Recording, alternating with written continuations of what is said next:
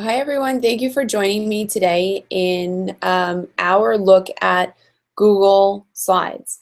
Google Slides is exactly like PowerPoint, except the Google Slides is collaborative because it's online. So students are able to share with one another, work on a group project, and do a lot of different things with Google Slides. So let me show you what Google Slides looks like and how to open it up.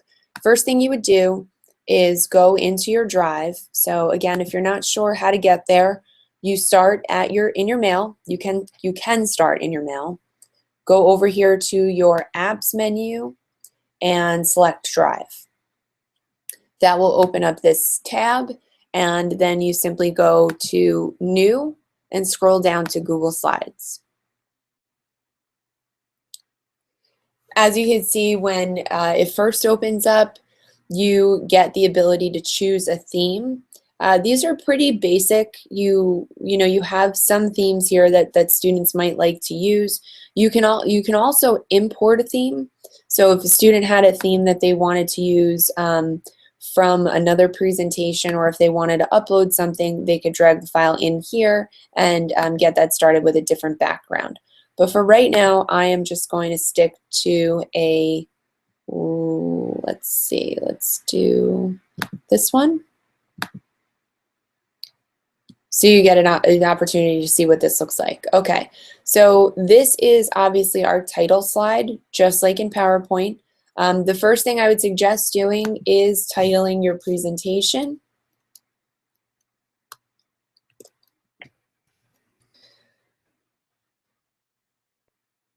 Okay, so this is going to be just for the sake of this video, I'm just going to call this animals, and I'm going to click OK. So now we can see that this is titled here. If I wanted to at this point, I can move this directly to a folder. So I could put this in one of my assignments.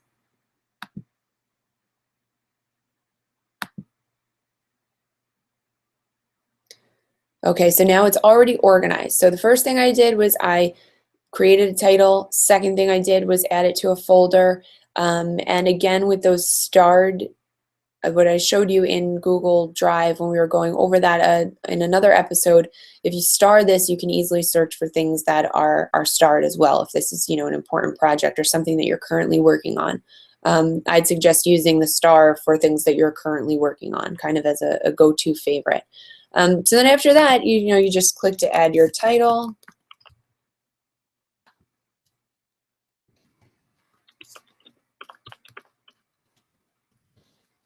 Okay, so this is Animals by Vil Student. Next thing we want to do is go to the plus sign to add a new slide. And again, it's going to give you that, that format that is by default what is included in the theme that you picked. Okay. If you wanted to change to a different type of layout, you can click on the arrow next to the plus sign. That will drop down and give you the ability to add different types of slides. So, this way students can choose what's most appropriate for the information that they're going to add to that slide. Okay, so then students would just add their title here, add text there. And let's quickly go over some of these menu items up here. Okay, so I'm going to add another slide. And this time I want the slide to be blank because I'd like to show you different ways that you can add information to your documents. Okay, so first of all, this is your area where you can print, undo, and redo. This is going to be your select tool, which is selected. Text box, if I click on that, I can simply draw in a text box and type here. If I want to add an image, I can click on the word image and I can upload. I could take a snapshot. I can add a URL of something specific that I know that I want to use, or you can go to my album.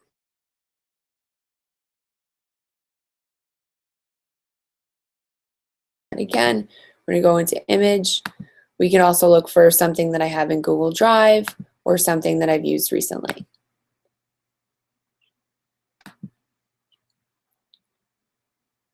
So that's one way that you can enter in an image, and I would suggest entering images that way if students have something saved or if they've downloaded something. But I'm going to show you an easier way to get information in a moment. You have another menu here for shapes, arrows, callouts, equations, and things like that. So all you have to do is click on it and draw. And then, I don't know if you noticed that or not, but this is selected now because I have the blue squares around it. When you see this little circle at the top, that's your handle. So you could kind of move it around. It's kind of hard to really see with a circle. So let me try and put in a square so you can see. Okay, so if I draw a rectangle right now I can take this handlebar up here and I can click and drag and rotate it around. Okay, now watch what happens when I click on, I want you to pay attention to this menu bar up here, what happens when I click on one of these shapes. Click on the shape and see how many more options I have now. I have the ability to fill. I have the ability to add a line around. I can make the line thicker. I can make the line dashed. Try it again here. Now remember, background, layout, theme, transition, nothing over here until I select, and then I have more options. The reason why that happens is because Google is only trying to give you the tools that you need at the time, so it's not extremely overwhelming to look at the menus. So what I'd like to show you is also this. We have, once I click on one of the shapes, you can see all of these different options come up here. The same thing happens when I click in the text box. Those options stay, basically because those are considered objects on the slide, and Google is going to give you smart tools, which are only the tools that you need to see when you need to see them. So if it's not there or it's grayed out, it's not an option for you at that time. So it kind of helps neaten things up a little bit. I can also highlight, make italic, bold, change the color, add bullets, numbering, all of your basic tools that you have through PowerPoint, you're going to have through this as well, including animations, transitions, and things of that nature.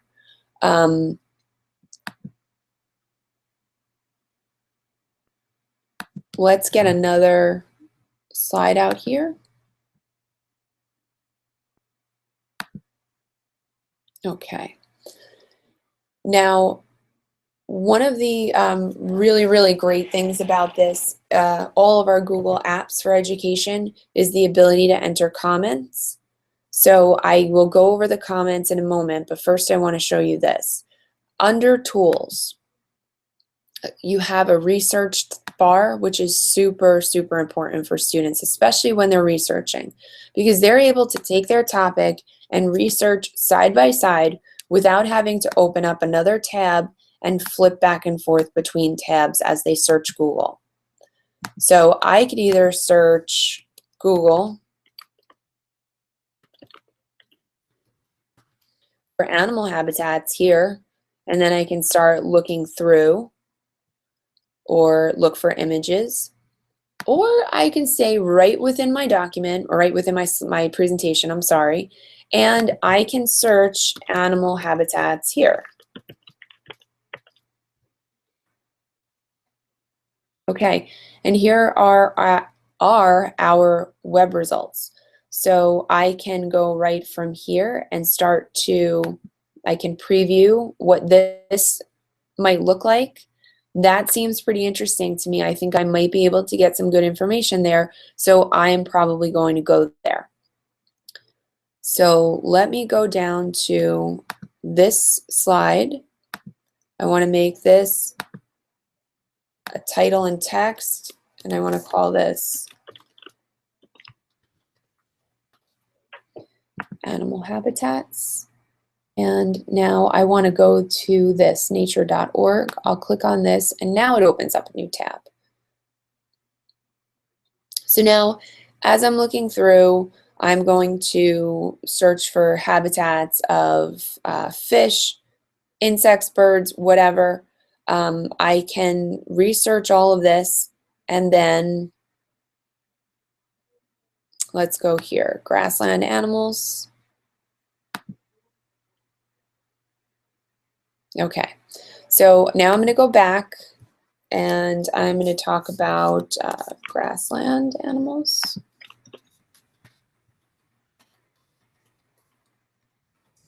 Okay, I'll add more information there, and this is what's really amazing about this. Okay, so we have this. I previewed this, so let me just back up and show you what I did again. I first went to Tools and selected Research. That opened up this bar. Then what I did is I went to Google, searched everything for animal habitats, and this list came up.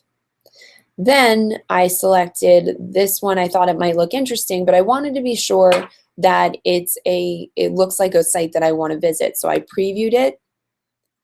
That looked great. Okay, I found the information that I needed. And now here's where it gets really important. You insert the link. Okay, just by clicking on this insert link, I have now given my teacher the ability to go directly to the site where I found that from and insert the link. So I don't even have to write this. Now I realize I can move that, bring this up,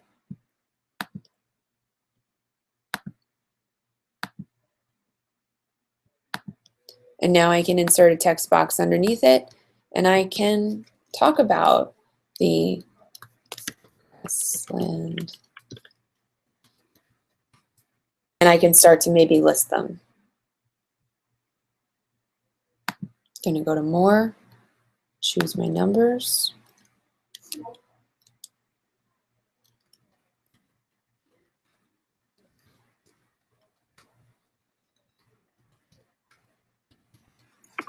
Okay, then I just would enter some information there if I was a student. Okay, now the next thing I'd like to show you through the research is then to go to images. So we have lots of animal habitats here, but I don't want all of them. I want grassland animals. Okay, so here I have a picture of a lion. Okay.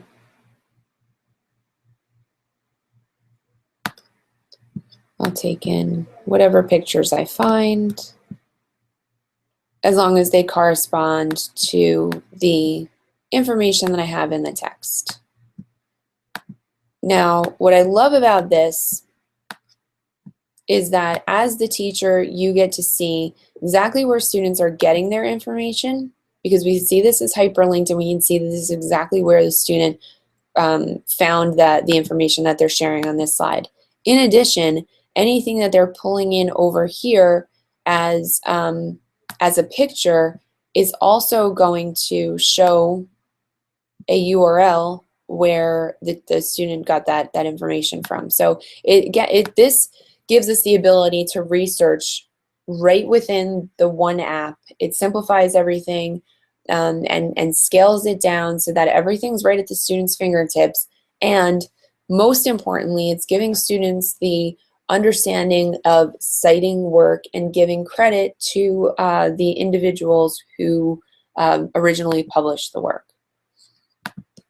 So we have some pictures there. I'm going to go back to this slide now and then show you where students can then get videos. So we can go to videos of animals. So let's just do elephants.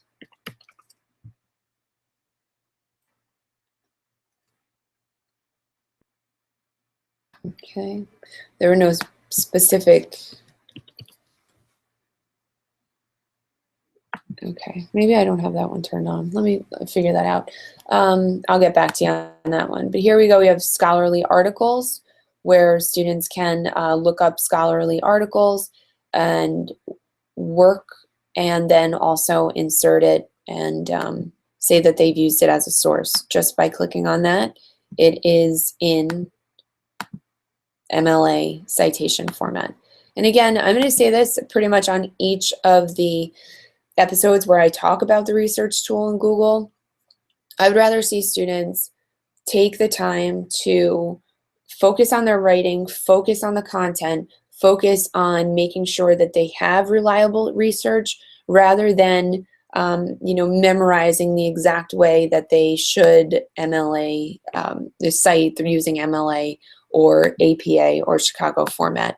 I just think that it's important that they know how to cite and that their focus is on their writing rather than memorizing the techniques. You can also search for quotes, which I think is great. I would encourage students to use quotes in as much of their writing as possible. So let's look at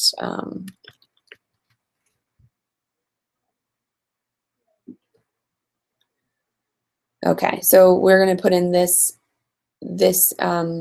quote here: "The greatness of a nation can be judged by the way its animals are treated," by Gandhi. So I'm going to insert that. Oops. And look at what I did. Because my cursor was in here, it added that right there. I did not want to do that, so I'm going to undo, and I am going to put in a new text box, and now I will insert, and there it goes right there. Again, this is hyperlinked, so you can see exactly where the information came from. Very, very important for students to understand and for you to be able to follow up on. There's also a dictionary option and a table option for students if they wanted to insert tables or look up something in the dictionary. Okay, so that's that on the research tool. Now, let's say, for example, I wanted students to collaborate on a shared presentation.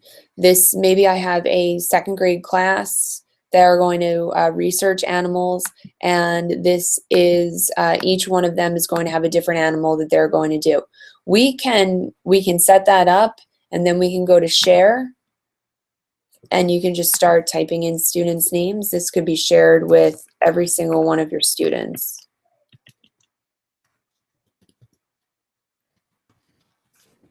Okay, so I just shared it with 3 students. Perhaps these students are working in a group together, and they're going to work on animal habitats of the grassland, and some are going to work on marina habitats. You have a lot of options. But now the students can go in, they can edit each other's work.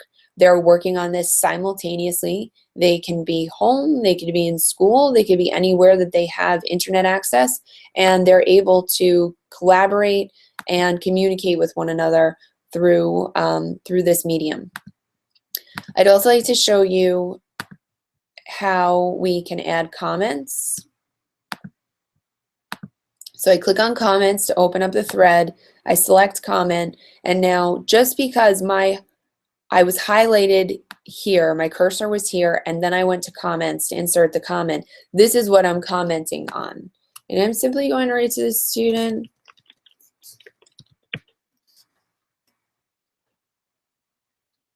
great quote. I mean, sometimes the feedback is going to be, just positive, and sometimes the feedback is going to be constructive so that students can improve their writing.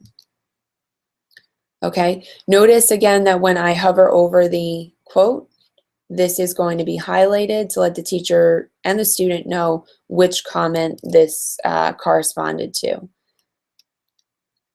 And then you can also edit or delete your comments there. Okay, so you can also choose make changes to the background if you wanted. You could make this, one particular color. You could do a light blue there. We can add a background to just that one. The layout is what I showed you before. So there's 2 ways to get to the layout of a new title or a new slide. I'm sorry. You can either select the titles here, or you can insert and select them here. It's the same exact menu. Then you go to theme. Again, you can change your theme. We went over that before. And transitions. Now you can put in a transition in between each of your slides. There is not as much as there is in PowerPoint, but you know the transitions are really not as important as the quality, and any transition will suffice when in students work.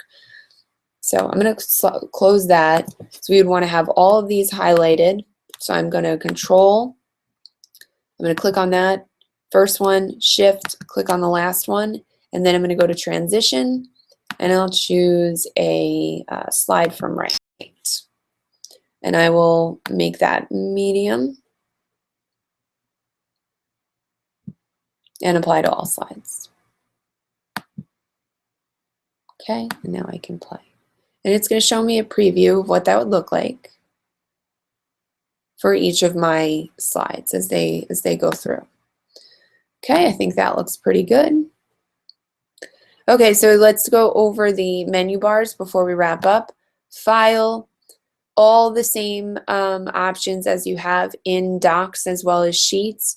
You have the ability to rename, make a copy, print, so on and so forth.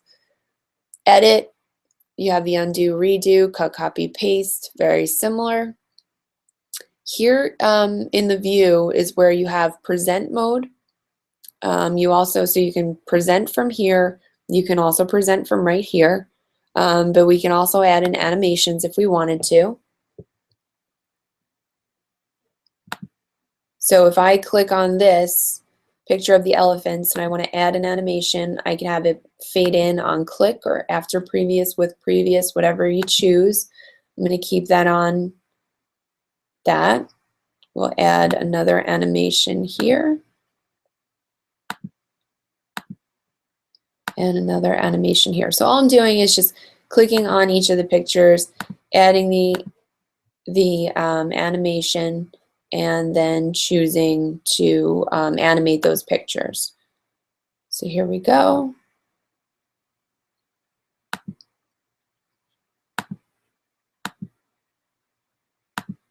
Okay. So that's that. The last thing we want to show you is, oops, I'm sorry about that. Close this out.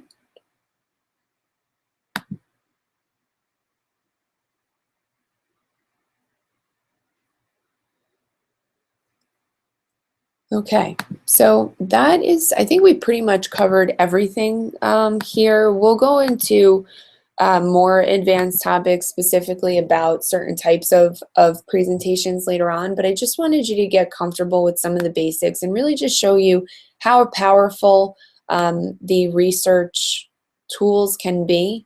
I'm going to show them to you again. Tools, go to Research, open it up, and students have the ability to type in a search right from here.